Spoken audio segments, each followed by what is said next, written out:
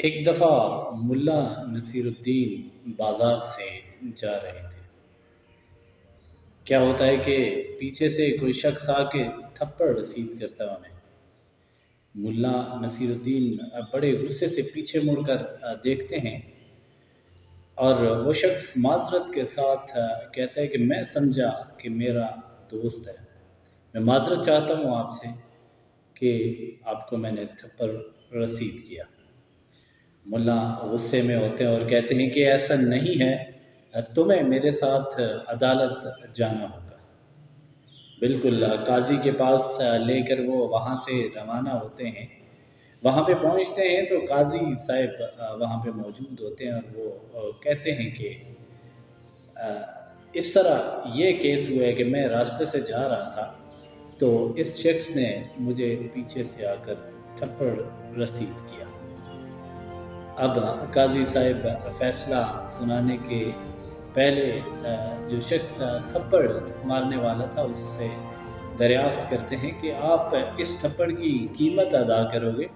یا پھر آپ اس تھپڑ کے بدلے ملا نصیر الدین آپ کو تھپڑ رسید کریں۔ کیا ہوتا ہے کہ وہ کہتے ہیں کہ جناب میں اس کی قیمت ادا کروں گا، لیکن اس وقت میرے پاس کچھ بھی نہیں ہے۔ اگر آپ مجھے اجازت دیں تو میرے گھر میں میری بیوی کا زیور موجود ہے اور وہ زیور میں آپ کو لا کر اس جرمانے کے طور پر میں دے سکتا ہوں۔ جج صاحب جو ہوتے ہیں، قاضی صاحب جو ہوتے ہیں، وہ اس کو اجازت دے دیتے ہیں۔ اس طرح وہ شخص چلا جاتا ہے اور جب وہ جاتا ہے تو کافی دیر انتظار میں ملا نصیر الدین کھڑے رہتے ہیں اور وہاں پہ کافی انتظار کے بعد مزید غصے کی حالت میں وہ آ جاتے ہیں اور اپنی جگہ سے جاتے ہیں قاضی کے پاس اور قاضی کو ایک زوردار تھپڑ رسید کرتے ہیں اور کہتے ہیں کہ جب وہ شخص لے کے آئے گا زیور تو یہ زیور جرمانے کے طور پہ تم رکھ لینا۔ جی بالکل ایسا ہی حال آج ہماری عدلیہ کا ہو چکا ہے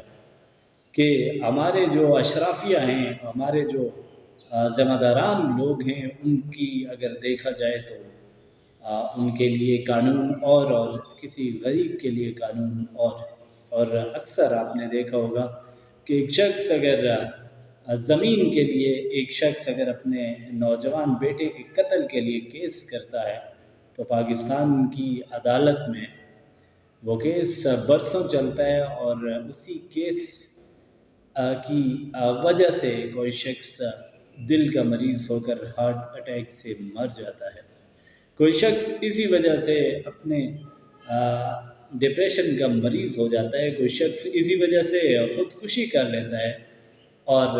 وہاں پہ اس کا کیس چلتا ہی رہتا ہے اور اگر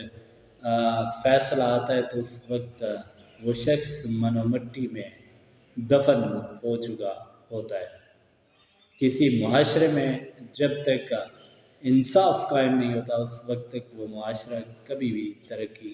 نہیں کر سکتا۔ اللہ رب العزت سے دعا ہے کہ ہمیں ایسا